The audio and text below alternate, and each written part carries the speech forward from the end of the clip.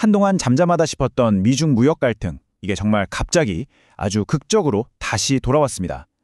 그래서 이번 시간에는요, 이 기술 패권 전쟁의 새로운 막이 대체 어떻게 오른 건지 그 속사정을 한번 자세히 들여다보겠습니다. 때는 2025년 10월입니다. 그동안 이어지던 비교적 평온했던 시기가 정말 갑작스럽게 끝나버렸어요. 미중 무역 전쟁이 다시 한번 전면전으로 확 불붙기 시작한 겁니다. 자, 이 소식이 전해지자마자 글로벌 시장은 어떻게 반응했을까요? 일단 10월 10일 바로 그날이죠. 미국 500대 기업 주가를 보여주는 S&P 500 지수가요. 하루 만에 2.7%나 그냥 뚝 떨어졌습니다. 근데 이게 끝이 아니에요. 미국의 기술 기업들이 몰려있는 나스닥은 충격이 훨씬 더 컸습니다. 무려 3.6%나 빠졌으니까요. 이 충격, 당연히 중국도 피해갈 수 없었겠죠. 중국의 기술주 중심 시장인 차이넥스트 지수는요, 무려 4.6%나 폭락했습니다. 이 사태가 정말 미국만의 문제가 아니라 전 세계적인 문제라는 걸 아주 명확하게 보여준 거죠. 자, 시장의 충격은 보시다시피 즉각적이었습니다. 하지만 더 중요한 게 있어요. 이번 갈등의 양상이 과거와는 정말 근본적으로 다르다는 점입니다. 한마디로 중국의 전략 자체가 완전히 바뀌었다는 거죠. 바로 이겁니다. 이게 핵심이에요. 예전에는 어땠나요? 미국이 먼저 제재를 가하면 중국이 그럼 우리도 보복할게 이런 식이었잖아요. 그런데 이번엔 완전히 다릅니다. 중국이 먼저 선제 공격을 날렸고 미국이 여기에 대응하는 구도가 된 거예요. 자신들의 기술력을 믿고 먼저 판을 흔들어 버린 거죠. 말 그대로 공수가 완전히 바뀐 겁니다. 중국이 10월 9일에 뭘 했냐면요. 정말 여러 분야에 걸쳐서 동시에 압박 카드를 꺼내들었어요. 첫째, 히토류 수출 통제 품목을 확 늘렸고요. 둘째, 인공지능이나 반도체 같은 첨단 기술 수출은 이제부터 하나하나 깐깐하게 심사하겠다고 했죠.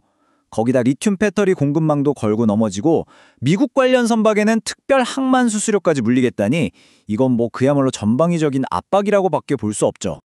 하지만 이번 조치의 진짜 무서운 점, 그 핵심은 바로 이겁니다. 바로 중국판 해외 직접 생산 규칙이라는 건데요. 이게 무슨 말이냐면요. 앞으로는 외국에서 만든 제품이라도 거기에 중국산 히토류나 중국 기술이 아주 조금이라도 들어갔다? 그러면 그 제품의 수출까지도 중국 정부가 통제하겠다는 정말 어마어마하게 공격적인 조치입니다. 이건 사실상 미국이 쓰던 무기를 그대로 뺏어서 되돌려주는 거나 마찬가지예요. 이제 글로벌 기술 공급망은 우리도 통제하겠다. 이런 선언인 거죠. 자, 그러면 중국이 어떻게 이런 자신감을 가질 수 있을까요? 바로 이 차트를 보시면 답이 나옵니다. 히토류 공급망을 한번 보세요. 원료를 캐는 채굴부터 그걸 쓸 수 있게 만드는 정제, 그리고 최종 제품인 자석 생산까지 거의 모든 단계를 중국이 압도적으로 장악하고 있습니다. 이건 사실상 전 세계 첨단 산업의 목줄을 중국이 쥐고 있다는 얘기나 다름없어요. 중국의 이런 강력한 선제 공격에 미국은 과연 어떻게 대응했을까요? 가만히 있었을 리가 없죠. 미국의 반응은요, 이 갈등을 그야말로 한편의 드라마처럼 극적인 수준으로 확 끌어올렸습니다. 정말 단 하루 만에요. 10월 10일 미국은 상상도 못할 엄청난 규모의 경제적 맞대응 카드를 바로 꺼내들었습니다. 내용은 아주 간단하면서도 정말 강력했습니다. 뭐냐면 모든 중국산 수입품에 대해서요, 기존 관세는 그대로 두고 거기에 추가로 100% 관세를 더 물리겠다는 겁니다. 거의 물건값만큼 세금을 내라는 거죠. 이걸 또 11월 1일부터 바로 시행하겠다고 못을 박아버렸어요. 거기다 미국의 핵심 소프트웨어 수출 통제 카드까지 꺼내들었으니 이건 사실상 우리도 끝까지 가겠다는 최후 통첩이나 마찬가지였습니다. 자, 이렇게 양쪽 모두 한치의 물러섬도 없이 계속해서 판을 키우고만 있는데, 그렇다면 이 둘의 전면적인 경제전쟁, 이제 정말 피할 수 없는 운명이 된 걸까요? 그런데 여기서 우리가 한번 짚어봐야 할 중요한 맥락이 있습니다. 바로 같은 해에 이미 비슷한 일이 있었다는 건데요. 불과 몇 달 전에 4월에도 양국이 정말 극단적인 관세 전쟁을 벌였거든요. 그때 중국 증시가 13%나 폭락했어요. 하지만 어떻게 됐죠? 5월 12일에 양국이 90일간의 휴전에 깍 합의했고 그 소식 하나에 시장이 곧바로 반등했었습니다. 그러니까 끝까지 가는 대신 협상으로 문제를 푼 경험이 이미 있다는 거죠. 결국 이 모든 것의 핵심은 바로 타이밍에 있습니다. 많은 전문가들이 이렇게 분석해요. 양쪽의 이런 강경한 조치들이 사실은 곧 열릴 에이펙 정상회의를 앞두고 거기서 협상력을 최대한 끌어올리기 위한 고도의 압박 전술일 가능성이 높다는 겁니다. 진짜 전쟁하자는 게 아니라 회담 테이블에 앉기 전에 최대한 유리한 고지를 차지하려는 기싸움이라는 분석이죠. 실제로 이런 분석을 뒷받침하는 듯한 발언들도 나왔습니다. 트럼프 미국 대통령은 중국 걱정 마세요. 모든 게 다 잘 될 겁니다. 라면서 시장을 안심시키는 메시지를 던졌고요. 중국 상무부 역시 이번 조치는 금지가 아니라 통제다라고 선을 그으면서 한 발 물러서는 듯한 모습을 보였어요.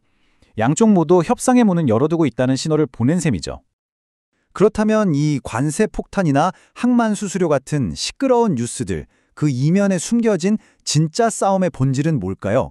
네, 바로 장기적인 관점의 기술 패권 경쟁입니다. 그러니까 우리가 뉴스 헤드라인에서 보는 것보다 훨씬 더 깊고 훨씬 더 구조적인 갈등이 그 밑에 깔려 있다는 겁니다. 핵심 질문은 이거요. 과연 21세기의 기술 규칙을 누가 쓸 것인가? 바로 이걸 둘러싼 싸움인 거죠. 여기서 말하는 기술 패권이란 건요, 인공지능부터 시작해서 첨단 반도체에 이르기까지 이 세상에서 가장 중요한 핵심 기술들의 설계, 생산, 그리고 공급망 전체를 누가 장악하느냐를 두고 벌이는 경쟁을 말합니다. 아니 근데 이 싸움이 우리랑 무슨 상관이냐고요? 이게 그냥 강대국들끼리의 힘겨루기가 절대 아닙니다. 당장 우리가 매일 쓰는 스마트폰 같은 전자기기의 가격이나 공급에 직접적인 영향을 미치고요. 더 나아가서는 AI나 전기차 같은 미래 산업의 판도를 완전히 결정하게 될 겁니다. 그리고 궁극적으로는 다음 세대의 글로벌 경제력과 군사력에 우리가 어디로 갈지 바로 이 싸움에 달려있는 거죠. 기술의 미래 전체를 판돈으로 건 이 거대한 포커 게임에서 과연 마지막에 웃는 쪽은 누가 될까요? 어쩌면 이 질문이야말로 앞으로도 계속해서 세계 경제를 움직이는 가장 중요하고 또 흥미로운 화두가 되지 않을까 싶습니다.